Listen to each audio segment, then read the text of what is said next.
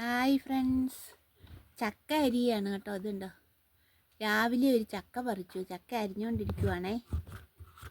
നല്ല കട്ടിയുള്ള ചക്കച്ചുളയാണ് കേട്ടോ.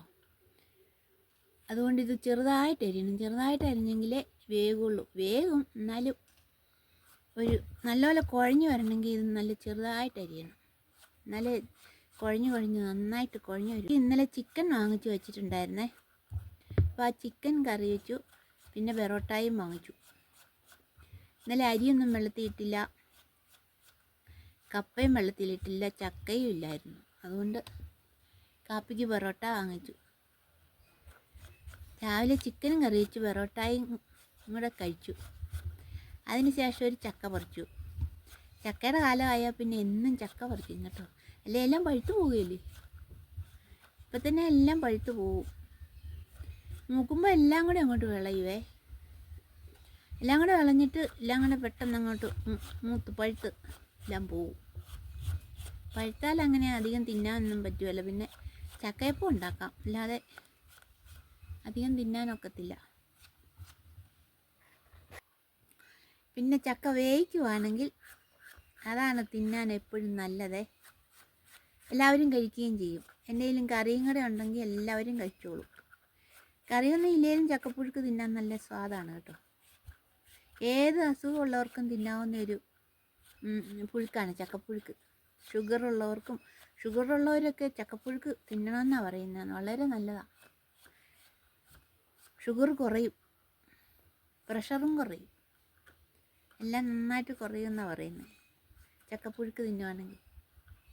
പക്ഷേ ഈ ചക്ക ഉണ്ടാകുന്ന കാലത്ത് ഉള്ളെന്നുള്ളതാണൊരു വിഷമകരമായ വസ്തുത. എല്ലാ കാലത്തും ഇല്ലല്ലോ. ഒരു 3 മാസത്തേന് കാണും, അത്രേ ഉള്ളൂ. അപ്പോഴേക്കും എല്ലാം കൂടെ ഒന്നിച്ച് മൂത്ത് പഴുത്ത് പോവും. ഇനിയിങ്ങനെ വേവിക്കാൻ പറ്റുന്നതൊക്കെ പറിച്ച് വേവിക്കാൻ പറ്റുന്നിടത്തോളം വേവിക്കാം. ഉണങ്ങി വെക്കുമായിരുന്നു പണ്ടൊക്കെ. ഉണങ്ങി വെച്ചാൽ നല്ലതാണ്. ഇപ്പോൾ ഉണങ്ങി വെച്ചിട്ട് ഒരു രുചിയില്ല. കഴിഞ്ഞ കൊല്ലം ഞാൻ കുറച്ച് ചക്ക ഉണങ്ങി വെച്ചായിരുന്നു, പക്ഷേ അതിനൊരു രുചിയില്ലായിരുന്നു വേവിച്ചിട്ട്. പണ്ട് വീട്ടിലെ അമ്മയൊക്കെ ആണെങ്കിൽ ചക്ക ഉണങ്ങി വെച്ചിട്ട് അതിൻ്റെ കൂടെ ചക്കക്കുരു സൂക്ഷിച്ച് വെക്കും. എന്നിട്ട് ചക്ക ഉണങ്ങിയത് വെള്ളത്തിലിട്ടിട്ട് ചക്കക്കുരുവും കൂടെ പൊളിച്ച് അരിഞ്ഞിട്ട് രണ്ടും കൂടെ വേവിക്കും. നല്ല രുചിയായിരുന്നു. ഇപ്പോൾ അതിന് രുചിയില്ല, രുചി കിട്ടുന്നില്ല.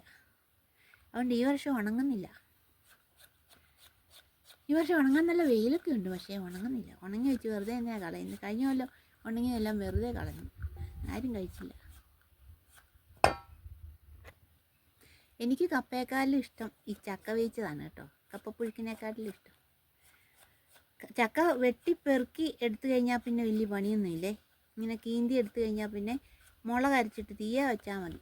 അപ്പോഴേക്കും പെട്ടെന്ന് വേകും.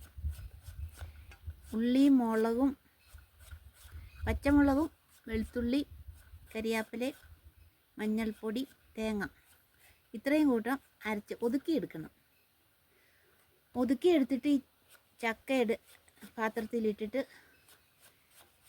ഉപ്പും കൂടി ഒഴിച്ച് മുളക് എല്ലാം കൂടെ വിട്ട് ആവശ്യത്തിനുള്ള വെള്ളം ഒഴിച്ച്, കുറച്ച് വെള്ളം മതി. ഇപ്പം ചക്കയ്ക്ക് കുറച്ച് വെള്ളം കൂടുതൽ ഒഴിക്കണേ, മഴയില്ലാത്തതുകൊണ്ട്. മഴയത്ത് ഈ ചക്കയിലോട്ടൊക്കെ വെള്ളം ഇറങ്ങും, അപ്പം കുറച്ച് വെള്ളം മതി. ഇപ്പം കണ്ടോ, ചക്കയ്ക്കൊന്നും ഒട്ടും വെള്ളമില്ല. ചക്ക ഉണങ്ങിയിരിക്കുന്നത് കണ്ടോ, ഉണക്കച്ചക്ക പോലെ ഇരിക്കുന്നത്. അല്ലെങ്കിൽ മഴക്കാലത്താണ് ഇതിനകത്തൊക്കെ വെള്ളം കാണും, ചുളയ്ക്കകത്ത്. അപ്പം അതുകൊണ്ട് വെള്ളമില്ല. അതുകൊണ്ട് കൂടുതൽ വെള്ളം ഒഴിച്ച് വേണം വേവിക്കാനായിട്ട്. എന്നും മഴക്കാലത്ത് ഒഴിക്കുന്നതിൽ ഇരട്ടി വെള്ളം ഒഴിക്കണം. ഈ ഒരു പാത്രം വേവിക്കുന്നതിന് 1 കപ്പ് വെള്ളം മതി മഴക്കാലത്താണെങ്കിൽ. ഇപ്പം 2 കപ്പ് വെള്ളം വേണം. എന്നിട്ട് ഗ്യാസ് വെച്ചിട്ട് ആദ്യമേ തീ കൂട്ടിയിടണം. നന്നായിട്ട് ആവി വന്നു കഴിയുമ്പോഴേക്കും തീ കുറച്ചിടണം. എന്നിട്ട് എല്ലാം ഇളക്കിയിടണം. സൈഡിലുള്ളതൊക്കെ കൂടി എല്ലായിടത്തോട്ടും ഒന്ന് ഇളക്കി നല്ലതായിട്ടിട്ട് ഒരു 10 മിനിറ്റ് മതി. അപ്പോഴേക്കും നന്നായിട്ട് വെള്ളം പറ്റും. അപ്പോൾ ഇളക്കി വാങ്ങിയാൽ മതി. ഓരോ സ്ഥലങ്ങളിൽ ഓരോ രീതിയിലാണ് ചക്ക വേവിക്കുന്നത് കേട്ടോ. ഞങ്ങളിങ്ങനെയാണ് വേവിക്കുന്നത്.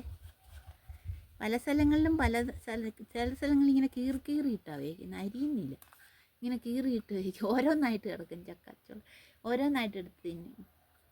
ഞങ്ങൾക്കിങ്ങനെ കുഴച്ച് വേവിച്ചില്ലെങ്കിൽ ഒട്ടും ഇഷ്ടമില്ല. എല്ലാം നല്ലപോലെ കുഴഞ്ഞിരിക്കണം. അതിനുവേണ്ടി ഞാൻ ചെറുതായിട്ട് അരിയുന്നതേ, നല്ലപോലെ കുഴയാൻ വേണ്ടി. അല്ലെങ്കിൽ ആർക്കും ഇഷ്ടപ്പെടത്തില്ല. ഞങ്ങൾ പണ്ട് മുതലേ ഇങ്ങനെയാണ് വേവിക്കുന്നത് കേട്ടോ. അപ്പം നമ്മൾ വർത്താനം പറഞ്ഞുകൊണ്ടിരുന്നു, ചക്ക അരിഞ്ഞ് തീർന്നു കേട്ടോ. അതെ, ഒരു പാത്രം ചക്ക അരിഞ്ഞേ. ഇത് വേവിക്കട്ടെ. അപ്പോൾ ഇന്നത്തെ വീഡിയോ ഇത്രയേ ഉള്ളൂ കേട്ടോ. അടുത്ത വീഡിയോയിൽ നമുക്ക് കാണാം. അതുവരെ എല്ലാവർക്കും ബൈ.